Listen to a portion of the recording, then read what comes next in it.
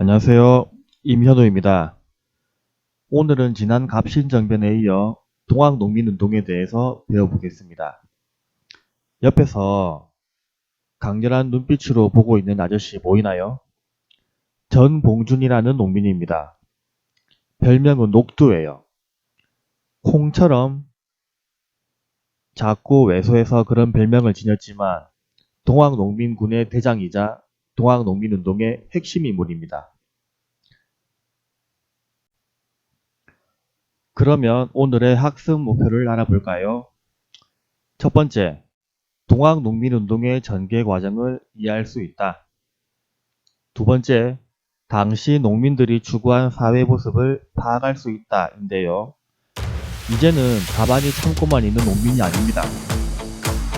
자신들의 소신을 밝히고 행동으로 옮길 수 있는 능동적인 농민이 된 거죠. 본 수업에 들어가기 전에 제가 방송을 했던 지난 수업을 점검을 한번 해보도록 하겠습니다. 갑신정변 이후 우리나라의 국제 정세를 알 수 있는 사건이 있는데요. 바로 거문도 사건입니다. 지도에서 거문도 위치 보이나요? 제주도만큼은 아니지만 우리나라 남쪽에 위치한 섬입니다. 현재 행정구역은 전라도 여수입니다. 아름다운 자연 환경을 자랑하는 조용한 섬이 어떻게 이러한 사건에 휘말리게 되었을까요? 1885년 우리 조선을 둘러싼 러시아, 청나라, 일본 등 주변 국가들의 경쟁이 치열해집니다. 조선은 청나라의 간섭에서 벗어나고자 러시아와 더 친해지려고 해요. 러시아는 그때도 아시아와 유럽을 잇는 거대한 나라였습니다. 이러한 러시아를 가장 견제했던 나라가 영국이에요. 영국은 당시 세계 최고의 강대국이었습니다. 해가 지지 않는 나라 들어보셨죠? 그러한 영국이 러시아를 견제한 이유는 러시아가 조선으로 내려와 아시아를 모두 차지할까봐였습니다. 영국은 러시아를 견제하기 위해 조선의 남쪽에 있던 거문도를 불법으로 점령합니다. 거문도는 조선과 일본의 해상 통로이자 러시아가 태평양으로 진출하기 위한 요충지였기에 영국이 먼저 선수를 친 거죠. 그러나 조선은 우리 영토에 무단으로 침입하여 점령한 영국의 항의하였고 영국군은 한참 뒤에 철수합니다. 주변 국가들의 눈치를 본 거겠죠. 이렇듯 여러 나라들이 우리나라를 차지하려 하자 조선 중립화론이 등장합니다. 말 그대로 조선을 어느 국가도 차지하지 않고 중립국가로 두자는 겁니다. 육일준 그리고 외국 사람으로는 부들러란 사람이 이러한 주장을 하였습니다. 아주 고맙죠. 자, 이제 드디어 동학농민운동의 배경을 살펴보겠습니다. 강화도 조약 이후 일본은 우리나라로부터 더 많은 이익을 가져오기 위해 또 다른 조약을 맺게 됩니다. 그게 조일통상장정이에요. 그 조약에서 반공령을 선포할 때에는 반드시 한 달 전에 알려야 한다고 정합니다. 반공령이란 지역 밖으로 곡식이 유출되는 것을 금지하는 법입니다. 당시 일본은 우리나라로부터 곡물을 많이 수입해갔고 흉년마저 발생합니다. 일본이 수입을 많이 하게 되면 돈 벌고 좋은 거 아니에요? 이런 질문이 들어왔는데요. 수입을 많이 해주는 거는 좋죠. 그런데 굉장히 싼 가격으로 수입합니다. 거의 괄치 수준으로요. 이건 너무한 거 아니냐고? 우리 농민들이 먹을 곡식이 없으니 아주 먹고 살기가 힘듭니다. 그래서 우리가 먹을 곡식을 남겨두기 위해서 반공령을 선포합니다. 일본에게 곡식을 넘겨주지 않겠다는 거죠. 물론 한 달 전에 얘기합니다. 그러자 일본은 어떤 반응을 보였을까요? 오히려 화를 냅니다. 왜 이렇게 늦게 알리냐며 말이죠. 당시 힘이 없었던 우리 정부는 반공령을 철회하고 미안하다며 돈까지 지불합니다. 그 돈은 어디서 났을까요? 농민들로부터 쥐어짠 세금입니다. 당연히 농민들은 일본을 더욱 싫어하겠죠. 교조란 종교의 조상, 즉 동학의 창시자 최재우를 말합니다. 이분이 바로 최재우예요. 그리고 신원의 뜻은 억울하게 뒤집어 쓴 죄를 풀어주다 라는 뜻인데요. 최재우의 죽음에 대한 억울한 누명을 벗겨주고 동학을 이제 그만 탄압하라고 요구하는 운동인 거죠. 게다가 종교적 목적뿐만 아니라 외세, 외국 세력입니다. 주로 일본이겠죠. 외세를 배척하고 탐관 오리를 숙청하는 등 정치적 성격을 띤 사회개혁운동으로 발전해 나가게 됩니다. 바로 동학농민운동이 말이죠.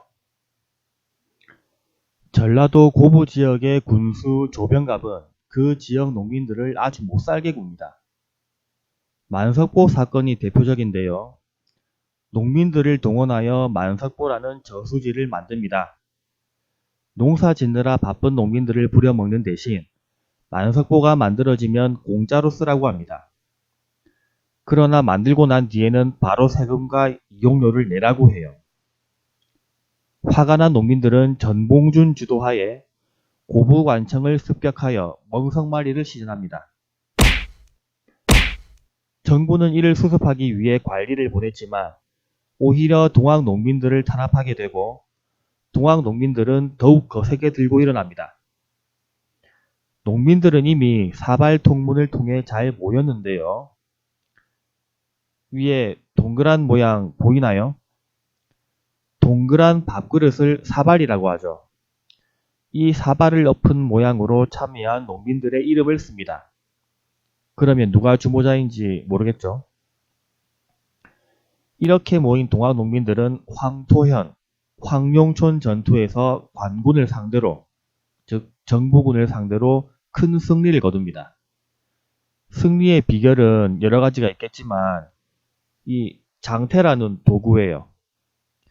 대나무로 만든 큰 바구니인데 이 안에 지푸라기를 잔뜩 채웁니다. 그러면 푹신푹신해서 총이나 칼을 막아주겠죠. 농민들은 이 장퇴 뒤에 숨어서 이 장퇴를 막 굴립니다. 그리고 농민들은 근접전으로 가서 관군들을 곡괭이나 낫으로 공격을 해요.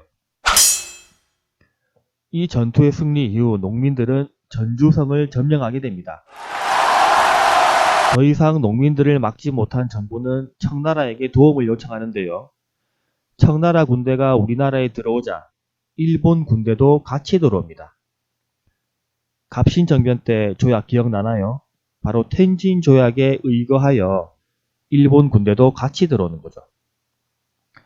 외국 세력이 개입되자 농민들과 정부는 화해의 약속을 하게 되고 집강소를 설치해 농민들은 스스로 각자의 마을을 개혁을 하기 시작합니다. 정부는 농민들과 화약을 하고 나서 청나라와 일본에게 군대를 철수하라고 요구합니다. 하지만 일본은 이를 거부하고 무단으로 경복궁을 점령한 다음에 청나라와 전쟁을 하게 되는데요. 완전 민폐입니다. 농민군은 일본을 몰아내기 위해 다시 한번 봉기, 들고 일어납니다. 하지만 공주 우금치 전투에서 일본군에게 패배하고 맙니다. 농민군의 무기는 죽창 농기구였다면 일본군의 무기는 기관총이었습니다. 화력 차이가 너무 심했죠. 장태를 굴려도 다 뚫려버립니다. 그러면 사진 하나 볼까요?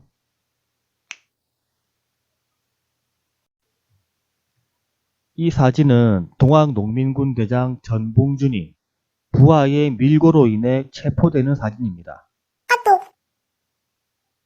앉아서 갈 수밖에 없는데요. 도망칠까봐 일본군이 이 전봉준 장군의 다리를 분질러 놨거든요. 사진으로 보면 마동석 닮은 사람도 있고 추성훈 닮은 사람도 있고 박명수 닮은 사람도 있고 제법 있죠. 역사적 의의를 살펴보겠습니다. 동학농민운동은 잘못된 정치를 바로잡고 외세를 몰아내려는 근대적인 사회운동이자 농민운동이었습니다. 동학농민군의 요구는 정부가 추진한 갑오개혁의 일부 반영이 되는데요. 뭐 예를 들자면 세금 문제 개혁 등 말이죠. 잠깐만, 근데 갑오개혁은 이미 배웠죠? 그러면 동학농민운동에 관련된 영상을 보고 마치도록 하겠습니다. 다음 시간에는요, 뭘 할 거냐면, 뭐 알아서 할게. 'Cause you are